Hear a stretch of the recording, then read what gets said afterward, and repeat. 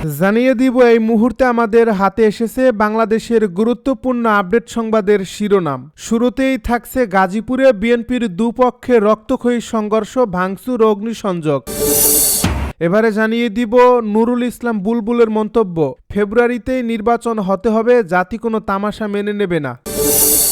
এবারে জানিয়ে দিব একটি চাঞ্চল্যকর প্রতিবেদন, গোপালগঞ্জে শহীদ মিনারের জুতা পায়ে ইসলামী আন্দোলনের প্রার্থী ক্ষোভ। আরও থাকছে বেগম খালেদা জিয়ার সিটি স্ক্যান সম্পন্ন, রিপোর্ট ভালো বলছে মেডিকেল বোর্ড। সব শেষে জানিয়ে দিব জাপানি যুদ্ধ বিমানের উপর চীনা সামরিক বিমানের বিপজ্জনক কৌশল। এতক্ষণ শুনছিলেন হাতে থাকা আপডেট সংবাদের শিরোনাম, এবারে বিস্তারিত। তবে তার আগে অনুরোধ রইল ভিডিওটিতে একটি লাইক এবং কমেন্ট করে জানিয়ে দিন ভিডিও সম্পর্কে আপনার মূল্যবান মতামত। আরও জানিয়ে দিন ভিডিওটি কোথা থেকে দেখছেন বা কোন জেলা থেকে দেখছেন। গাজীপুরে বিএনপির দুপক্ষের রক্তক্ষয়ী সংঘর্ষ, ভাঙচুর ও অগ্নিসংযোগ। গাজীপুরের কালিয়াকৈর জেলা বিএনপি নেতা ইশরাক আহমেদ সিদ্দিকীর সমর্থকদের উপর বিএনপি মনোনীত প্রার্থী মুজিবুর রহমানের অনুসারীরা হামলা চালিয়েছে বলে অভিযোগ উঠেছে। এতে অন্তত 15 নেতাকর্মী আহত হয়েছে। এ সময় একাধিক অফিস ভাঙচুর ও 8টি মোটরসাইকেলে অগ্নিসংযোগ করা হয়। রোববার বিকেলে উপজেলার রাখালিয়া চালা, মৌচাক ও পৌর এলাকায় ওই হামলার ঘটনা ঘটে। পুলিশ ও স্থানীয় সূত্রে জানা গেছে গাজীপুর 1 আসনের বিএনপি মনোনয়নের প্রত্যাশী ছিলেন জেলা বিএনপি সদস্য সচিব ডক্টর চৌধুরী ব্যারিস্টার ইশরাক আহমেদ সিদ্দিকী, বিএনপির কেন্দ্রীয় কমিটির সাংগঠনিক সম্পাদক কাজী সাইদুল আলম বাবুল, কেন্দ্রীয় নির্বাহী কমিটির সহ শ্রম বিষয়ক সম্পাদক পরিবহন শ্রমিক নেতা হুমায়ুন কবির খান, কেন্দ্রীয় নির্বাহী কমিটির সদস্য কালিয়াকৈরের সাবেক মেয়র মোহাম্মদ মুজিবুর রহমান। গত 4 ডিসেম্বর দল মোহাম্মদ মুজিবুর রহমানকে মনোনয়ন দেয়। এতে ক্ষুব্ধ হয় মনোনয়ন প্রত্যাশীদের সমর্থকেরা। রোববার বিকেলে তৃণমূল বিএনপির ব্যানারে মনোনয়ন বঞ্চিত প্রার্থীদের সমর্থকরা প্রতিবাদ মিছিলের ঘোষণা দেয়। বেলা 3:30টার দিকে তারা মৌচাক ইউনিয়নের আমবাগান ও কালিয়াকৈর বাস স্ট্যান্ড এলাকায় জড়ো হলে মুজিবুর রহমানের সমর্থকরা পৌর বিএনপি নেতা সাইজউদ্দিনের নেতৃত্বে মোটরসাইকেল যোগে এসে লাঠিসোঁটা নিয়ে হামলা চালায়। হামলাকারীরা মৌচাক ও ইউনিয়ন ও পৌর বিএনপির বিভিন্ন ওয়ার্ডের নেতাদের উপর হামলা করে বেধড়ক পিটিয়ে আহত করে। হামলায় পৌরসভার 8 নম্বর ওয়ার্ড বিএনপির সভাপতি সেলিমুল্লাহ, সাধারণ সম্পাদক মাহবুবু আলম, 2 নম্বর ওয়ার্ড বিএনপির সাধারণ সম্পাদক সেকেন্দার আলী, 3 নম্বর ওয়ার্ড বিএনপির সাংগঠনিক সম্পাদক রনি মিয়া প্রমুখ আহত হন। ফেব্রুয়ারিতেই নির্বাচন হতে হবে, জাতি কোনো তামাশা মেনে নেবে না বলছে নুরুল ইসলাম বুলবুল। ফেব্রুয়ারিতেই জাতীয় সংসদ নির্বাচন সম্পন্ন করতে হবে, জাতি কোনো তামাশা মেনে নেবে না বলে মন্তব্য করেছেন জামায়াতে ইসলামীর ঢাকা মহানগর দক্ষিণের আমির নুরুল ইসলাম বুলবুল। রোববার বিকেলে ঢাকা 8 আসনে জামায়াতে ইসলামীর নির্বাচন পরিচালনা কমিটির এক জরুরি সভায় তিনি একথা বলেন। নুরুল ইসলাম বুলবুল বলেন, অন্তর্বর্তী সরকার ফেব্রুয়ারির প্রথমার্ধে জাতীয় নির্বাচন সম্পন্ন করার প্রতিশ্রুতি দিয়েছে। সেই অনুযায়ী নির্বাচন কমিশনকে নির্দেশনাও দেওয়া হয়েছে। কমিশন যথাসময়ে নির্বাচনের প্রস্তুতি নিচ্ছে।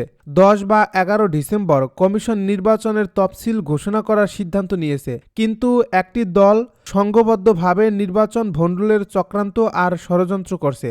ফেব্রুয়ারিতেই জাতীয় সংসদ নির্বাচন সম্পন্ন করতে হবে, জাতি কোনো তামাশা মেনে নেবে না। তিনি বলেন, কোনো চক্রান্ত বা ষড়যন্ত্রে নির্বাচনের রোডম্যাপ পরিবর্তন করা যাবে না। ষড়যন্ত্রকারীদের বিরুদ্ধে জনগণ সজাগ ও সতর্ক। প্রশাসনের দলীয়করণ বন্ধ এবং লেভেল প্লেইং ফিল্ড নিশ্চিত করা সহ গণমানুষের 5 দফা দাবি মেনে নিয়ে ফেব্রুয়ারির প্রথমার্ধে ঘোষিত রোডম্যাপে জাতীয় নির্বাচন সম্পন্ন করতে তিনি অন্তর্বর্তী সরকারের প্রতি আহ্বান জানান। উপস্থিত দায়িত্বশীল নেতাদের উদ্দেশ্যে তিনি বলেন, নির্বাচন বানচাল করার ষড়যন্ত্রকারীরা নানা রকম অপপ্রচার চালাচ্ছে। সব অপপ্রচার জনগণকে সঙ্গে নিয়ে রুখে দিতে তিনি সর্বস্তরের জনশক্তির প্রতি আহ্বান জানান। জামায়াতের এই নেতা বলেন, দুর্নীতি, সন্ত্রাস, চাঁদাবাজ মুক্ত নতুন বাংলাদেশ বিনির্মাণ আমাদের সবচেয়ে বড় চ্যালেঞ্জ। গোপালগঞ্জে শহীদ মিনারে জুতা পরে ইসলামী আন্দোলনের প্রার্থী, ক্ষোভ প্রকাশ। গোপালগঞ্জের কোটালীপাড়া উপজেলায় শহীদ মিনার অবমাননার অভিযোগ উঠছে ইসলামী আন্দোলন বাংলাদেশের সংসদ নির্বাচনের প্রার্থী ও নেতাকর্মীদের বিরুদ্ধে। রোববার উপজেলা কেন্দ্রীয় শহীদ মিনারে এই ঘটনা ঘটে।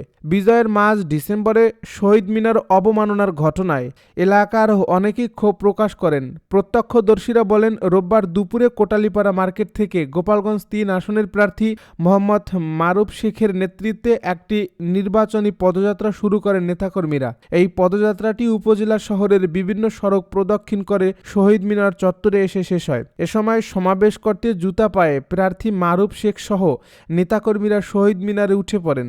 এই ঘটনায় ক্ষোভ প্রকাশ করে কোটালীপাড়া উপজেলা মুক্তিযোদ্ধা কমান্ডের আহ্বায়ক মোহাম্মদ আবুল কালাম আজাদ বলেন, এখন বিজয়ের মাস চলছে। এমন মাসে শহীদ মিনারের জুতা পায়ে ওঠা আপত্তিমূলক বিষয়।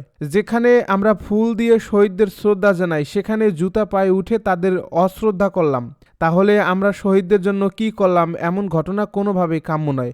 এ বিষয়ে জানতে ইসলামী আন্দোলনের প্রার্থী মারুফ শেখের মোবাইলে কয়েকবার ফোন দিলে সেটি বন্ধ পাওয়া যায়, যার ফলে তার বক্তব্য পাওয়া সম্ভব হয়নি। ইসলামী আন্দোলন বাংলাদেশের জেলা সভাপতি তসলিম হুসাইন শিকদার বলেন, শুধু বিজয়ের মাস নয়, প্রত্যেকটি দিবসে আমাদের দেশের জন্য যারা আত্মত্যাগ করছেন তাদের সম্মান জানাতে হবে। আমার মনে হয় এটি তারা না বুঝেই করে ফেলছেন। এ ব্যাপারে কোটালীপাড়া উপজেলা নির্বাহী কর্মকর্তা সাগুফতা হক বলেন, ওই সময় আমি পরিষদে ছিলাম না। এমন একটি ভিডিও আমিও দেখেছি, তবে আমার ঊর্ধ্বতন কর্মকর্তার সঙ্গে কথা না বলে কোনো মন্তব্য করতে পারবো না। বেগম খালেদা জিয়ার সিটি স্ক্যান সম্পন্ন, রিপোর্ট ভালো বলছে medical board. BNP chairperson Begum Khaleda জিয়াকে চিকিৎসা দেওয়া মেডিকেল বোর্ড আশা করছে দেশেই সঠিক চিকিৎসা নিয়ে তিনি সুস্থ হয়ে উঠতে পারেন। বিদেশে নেওয়ার প্রয়োজন নাও হতে পারে। বোর্ডের এক সদস্য নাম প্রকাশ না করে জানান, রোববার রাতে সাবেক প্রধানমন্ত্রীর অবস্থার কিছুটা উন্নতি হয়েছে। তিনি বলেন, ম্যাডাম আগের চেয়ে ভালো আছেন। এখানে তাকে চিকিৎসা দিতে আমাদের সর্বোচ্চ দিয়ে চেষ্টা চালাচ্ছি। আমরা বিশ্বাস করি দেশের চিকিৎসা নিয়েই তিনি সুস্থ হয়ে উঠবেন। তিনি আগে গুরুতর অবস্থায় ছিলেন এবং এখন সেরে উঠছেন। তাকে হয়তো লন্ডনে নেওয়ার প্রয়োজন হবে না। এই চিকিৎসক জানান, বেগম খালেদা জিয়ার স্বাস্থ্যেরও অনেকগুলো দিকের উন্নতি হচ্ছে। সিটি স্ক্যান, ইসিজি ও আরও কিছু পরীক্ষা রোববার করা হয়েছে। এগুলোর ফলাফল ভালো হয়েছে। সাবেক প্রধানমন্ত্রী আর কতদিন সিসিইউতে থাকবেন তা জানতে চাইলে তিনি বলেন, এটা নির্ভর করছে ওনার শারীরিক অবস্থার উন্নতির উপর। দেশি বিদেশি চিকিৎসকরা তার জন্য সেরা চিকিৎসা নিশ্চিত করছেন। তার শয্যার পাশে থেকে পুত্রবধূ ডাক্তার জুবাইদুর রহমান চিকিৎসার বিষয়টি সমন্বয় করছেন। জুবাইদুর রহমান আরও কয়েকদিন বাংলাদেশে থাকবেন। এই চিকিৎসক আরও জানান, বেগম খালেদা জিয়া মাঝে মধ্যে তার পরিবারের সদস্যদের সঙ্গে কথা বলার চেষ্টা করেন। তার ছোট ভাই, ভাইদের স্ত্রী ও 2 পুত্রবধূ নিয়মিতভাবে তার পাশে রয়েছেন। জাপানি যুদ্ধবিমানের উপর চীনা সামরিক বিমানের বিপজ্জনক কৌশল।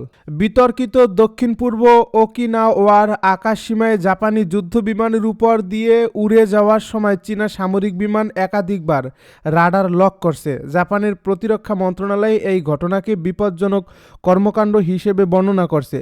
গত 1 মাস ধরে বেইজিং টোকিও সম্পর্ক ক্রমাগত উত্তপ্ত হয়ে উঠেছে। বিশেষ করে জাপানের প্রধানমন্ত্রী সানায়ে তাকাইচির তাইওয়ান নিয়ে সাম্প্রতিক মন্তব্যের পর প্রতিবেশী দেশ দুটির মধ্যে সম্পর্কের ব্যাপক অবনতি ঘটে। তাকাইচি সম্প্রতি পার্লামেন্টে এক বক্তব্যে ইঙ্গিত দেন, তাইওয়ানের উপর চীনের সামরিক আক্রমণের ক্ষেত্রে জাপানও সামরিকভাবে হস্তক্ষেপ করতে পারে। তার মতে, তাইওয়ানের উপর বল প্রয়োগ একটি জরুরি অবস্থা তৈরি করতে পারে যা জাপানের অস্তিত্বের জন্য হুমকি স্বরূপ।